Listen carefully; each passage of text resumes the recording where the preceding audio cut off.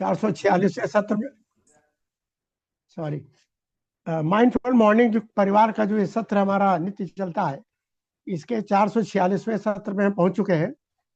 और क्योंकि समय हो रहा है तो मैं ज़्यादा विस्तार में जाके इतने कहना चाहूँगा कि आज के जो हमारे गेस्ट स्पीकर हैं वो संगीत क्षेत्र से जुड़े हैं, पेशे से संगीत के अध्यापक भी हैं।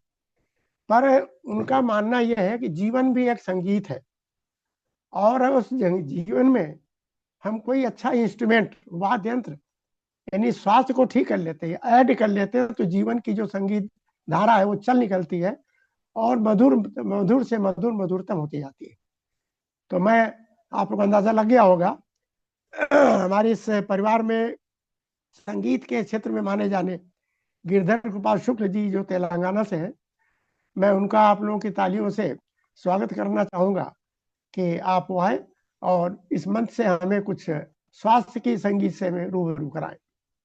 शुक्ला जी। बहुत बहुत धन्यवाद सर। और आज इतने सुंदर और सुरीले शब्दों के साथ स्वागत करने के लिए मैं राम कुमार सर का बहुत बहुत धन्यवाद ज्ञापित करता हूँ। सर, आप सबकी जो शुभकामनाएं हैं वही सजीवन व्यक्ति को आगे लेके जाती है। बहुत बहुत धन्यवाद सर।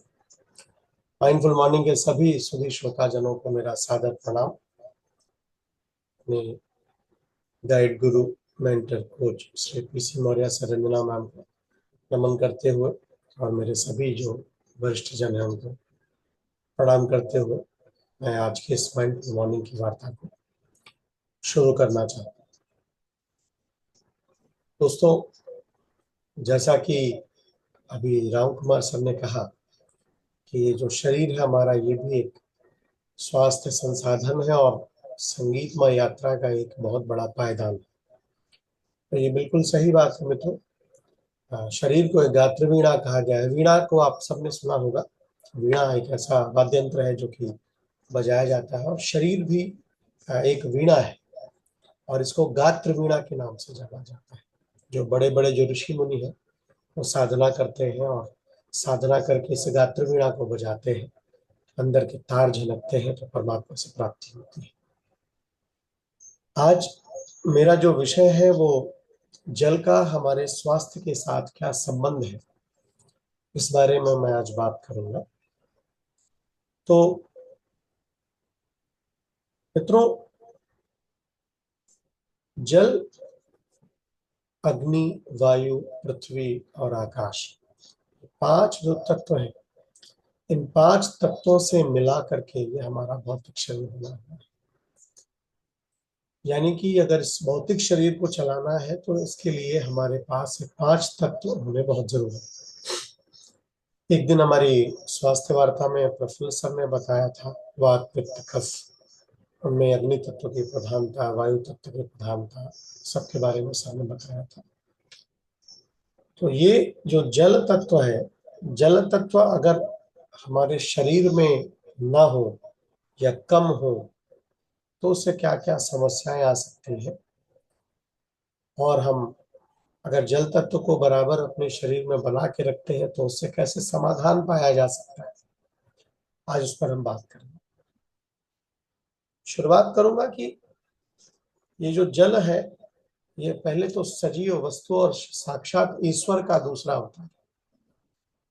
यानी कि जो हमें लगता है कि जल है, हम इसको पी रहे हैं, या यह सजीव वस्तु में नहीं आता है। तो मित्रों, ये बिल्कुल सजीव वस्तुओं में आता है।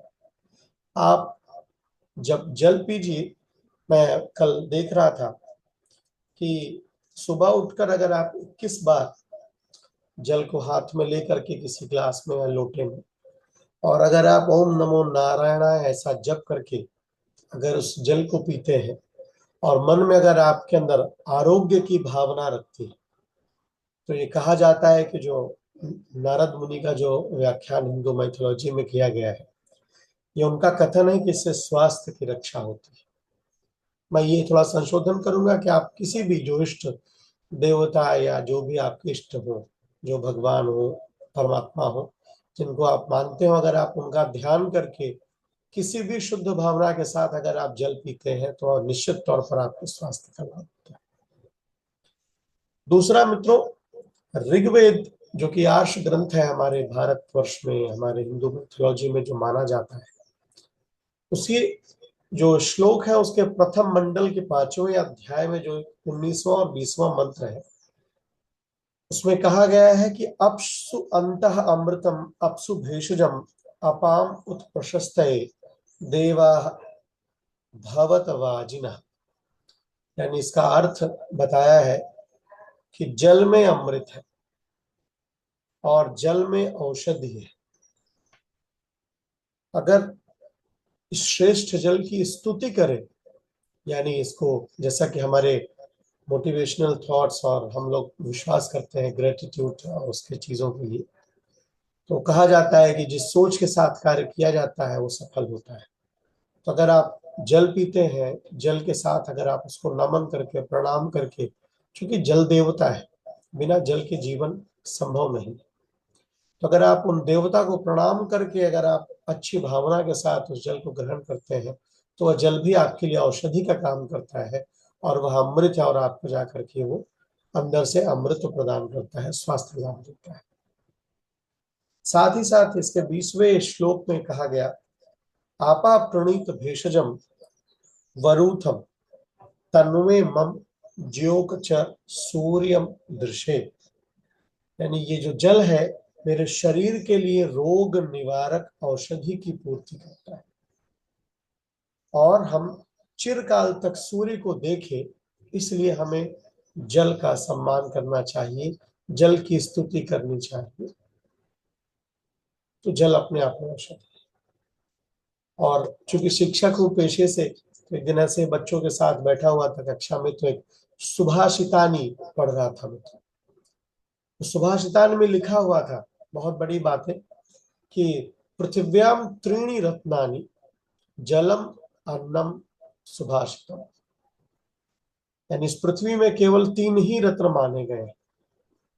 सभी लोग जानते हैं ना, बहुत लोग सोना चांदी हीरा मोती जवाहरात बहुत सारे रत्न लोग समझते हैं कि ये रत्न होते हैं, लेकिन उस सुभाषितानी में ये कहा गया है कि केवल 3 ही रत्न है पृथ्वी में, जलम अन्नम और सुभाषितानी। यानी अच्छे वाक्य, अच्छे विचार, सदविचार, अन्न जो कि भोजन है, जो कि शरीर को, हमारे इस आत्मा को, जो उसका वास जहां पर है उसको पोषक देता है, और जल।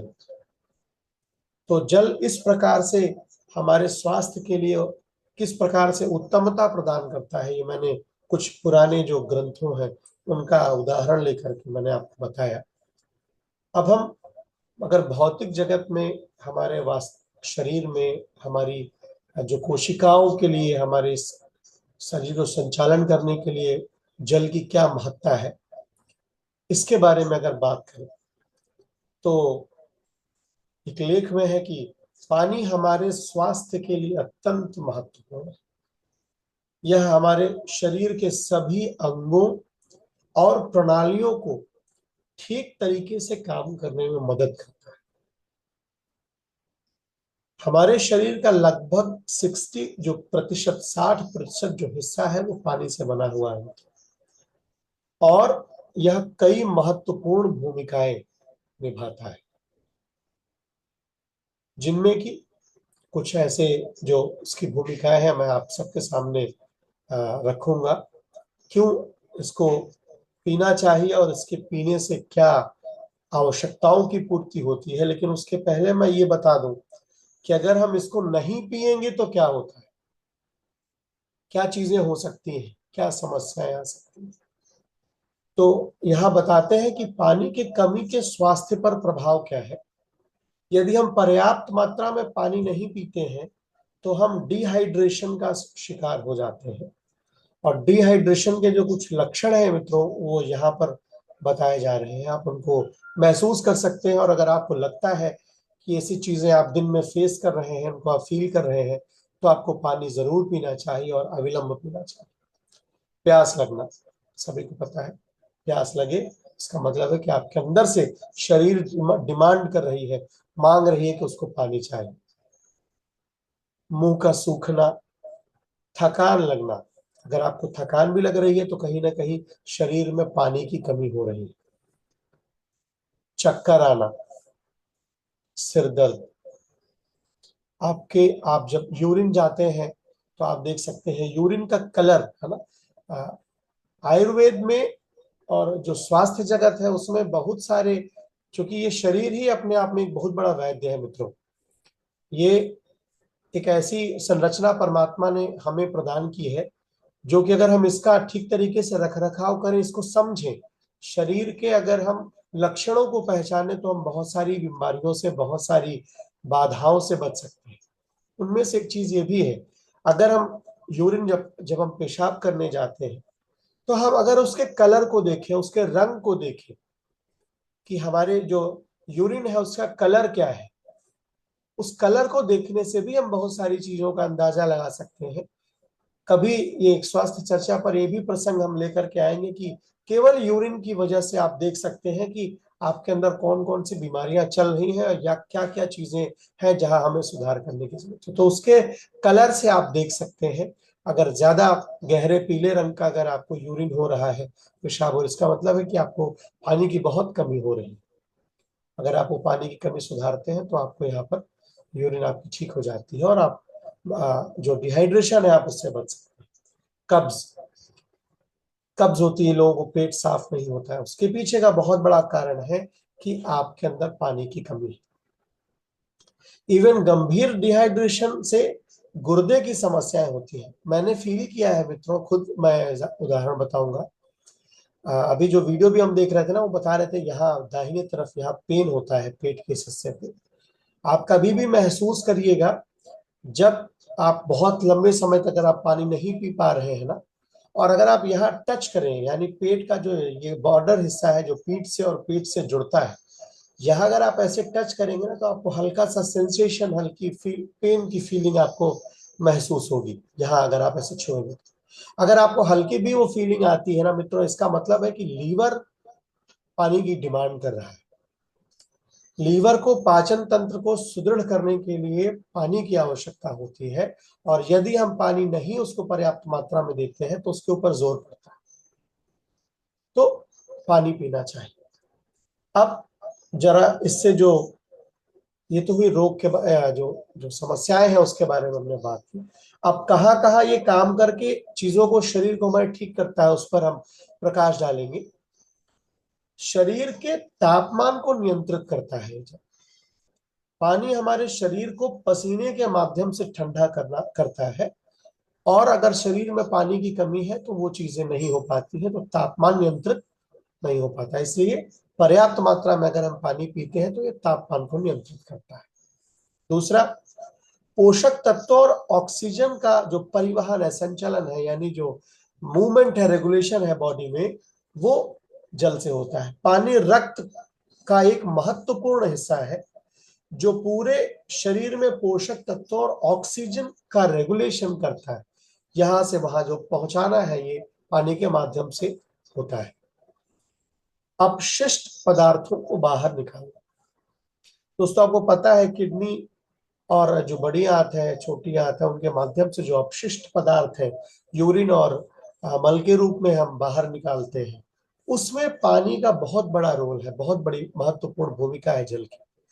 पानी किडनी को अवशिष्ट अपशिष्ट पदार्थों को छान कर बाहर निकालने के लिए मदद करता है, और पानी हम कम पिएंगे तो वो चीजें वो नहीं कर पाता है। पानी की कमी से उसमें बहुत सारे ऐसे कण रुक जाते हैं, रह जाते हैं, जो कि छन नहीं पाते हैं, फिर वही यूरिक एसिड के रूप में बन जाते हैं, और जा करके वो जो नहीं सही तरीके से टूट पाते हैं, फिर वो जाके यूरिक एसिड का रूप ले लेते हैं, और फिर घुटने के दर्द, जोड़ों के दर्द, और बहुत सारी चीजें वहां से आपको सामने आती हैं। जोड़ों को चिकनाई देता है जब पानी, जोड़ों को चिकनाई देता है और उन्हें ठीक ढंग से काम करने में मदद करता है। पाचन तंत्र में सहायता करता है। पानी भोजन को तोड़ने और पोषक तत्वों को अवशोषित करने में मदद करता है। अगर हम पर्याप्त मात्रा में जल लेते हैं तो यह हमारे पाचन तंत्र में सहायक होता है। और आप देखेंगे लोग कब्ज के चलते या बहुत सारे लोगों की शिकायत होती है कि उनको जब हम लैट्रिन जाते हैं तो बहुत टाइट लैट्रिन होती है, बहुत सूखा मल होता है। बहुत लोगों को ऐसी समस्या होती है मित्रों। उसका उसका 90% जो कारण है वो है आपका पानी का कम पीना। अगर आप पानी अच्छी मात्रा में शरीर को पीते हैं तो आपको ये सूखा मल होता है, जो टाइट लैट्रिन होती है, वो आपको उसमें लाभ मिलेगा। कब्ज को रोकना, पर्याप्त पानी की पीने से मल त्याग नियमित रहता है और कब्ज से बचाव होता है। त्वचा को स्वस्थ बनाने के लिए भी जल का बहुत बड़ा रोल है हमारी लाइफ में। पानी त्वचा को हाइड्रेट रखता है, जिससे वह स्वस्थ और चमकदार दिखाई पड़ती है। वजन प्रबंधन, अगर हमें अपने आप को अपने आप प्रबंधन करना है, वेट कंट्रोल करना है, उसमें भी पानी का बहुत बड़ा रोल है। पानी पीने से पेट भरा हुआ महसूस होता है। अगर आप खाना खाने से 1 घंटे पहले, आधे घंटे पहले थोड़ा पानी पी लें तो आपका पेट भरा महसूस होगा। आप खाना कम खाएंगे तो आपकी कैलोरीज कम होंगी और आपके वजन नियंत्रण में ये बहुत ही लाभप्रद होगा। ऊर्जा के स्तर को बढ़ाना, डिहाइड्रेशन से थकान और कमजोरी महसूस हो सकती है, इसलिए पर्याप्त मात्रा में पानी पीने से हमारा जो ऊर्जा का स्तर है वो बना रहता है। मानसिक कार्य में सुधार लाना, डिहाइड्रेशन होने की वजह से एकाग्रता और याददाश्त को भी प्रभावित होती है। अगर हम पानी कम पीते हैं तो हमारी एकाग्रता कम होती है, याददाश्त प्रभावित होती है। इसलिए पर्याप्त मात्रा में पानी पीने से मानसिक कार्यों में भी सुधार होता है। तो मित्रों, ये जो थे ये पानी नहीं पीने से जो दुष्प्रभाव और पानी पीने से जो हमारे लाभ, ये चर्चा हुई। अब एक व्यक्ति को प्रतिदिन कितना पानी पीना चाहिए, ये बहुत आसान है और बहुत बार हमारे यहाँ से चर्चा भी हुई है। तो उस पर ये कहता है यह कई कारकों पर निर्भर करता है, जिनमें उनकी आयु, लिंग, गतिविधि स्तर और स्वास्थ्य की स्थिति शामिल है। लेकिन औसतन तौर पर, सामान्य तौर पर जो देखा गया है, वो वयस्कों को प्रतिदिन लगभग 8 ग्लास यानी 2 लीटर पानी पीने की सलाह दी जाती है। मिनिमम 2 लीटर आपको पीना ही पीना है। ये रेशियो घटता बढ़ता रहता है। गर्मियों में आपकी मात्रा बढ़ भी सकती है और ठंडियों में ये कम भी हो सकता है, लेकिन कम से कम जो 2 लीटर का औसत है, ये पानी हमारे स्वास्थ्य के लिए जरूरी है, उसको हमें पीना चाहिए। और पर्याप्त मात्रा में पानी पीना है, इसलिए पूरे दिन नियमित रूप से पानी पीने का ध्यान रखें।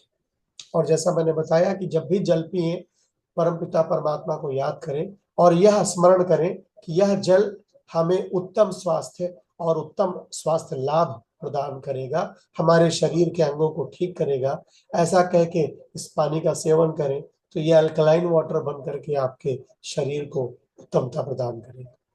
तो आशा करूंगा आज की मेरी वार्ता आप सबको कहीं ना कहीं थोड़ा सा लाभ प्रदान करेगी, ज्ञान प्रदान करेगी। मैं इन्हीं शब्दों के साथ आज की अपनी वार्ता को यही समाप्त करूंगा और अपने होस्ट श्री राम कुमार सर को आमंत्रित करूंगा।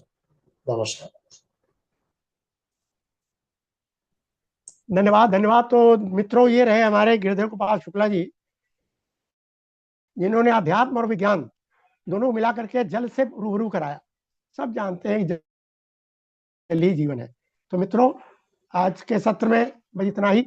हम इतने अच्छे प्रस्तुतिकरण के लिए उनको जोर जोर से तालियां बजाकर धन्यवाद दे सकते हैं। और चूंकि आज शनिवार है और वीकेंड है, लेकिन कल हम लोग एक अलग तरीके से मनाते हैं वीकेंड, रविवार को इस सत्र में, इस प्लेटफॉर्म पर एक विशेष व्यक्ति, उनका निमंत्रण होता है, उनको बुलाया जाता है। लेकिन मैं उनके बारे में कुछ बताने के लिए अकेला सक्षम नहीं हूँ, और इसलिए जो इस हमारे जो इस प्लेटफॉर्म के जनक हैं श्री पीसी सर, मैं उनको इनवाइट करूंगा कि कल के बारे में कुछ सूक्ष्म हमें उसका आभास करा दे। तो मैं पीसी सर, वेलकम सर।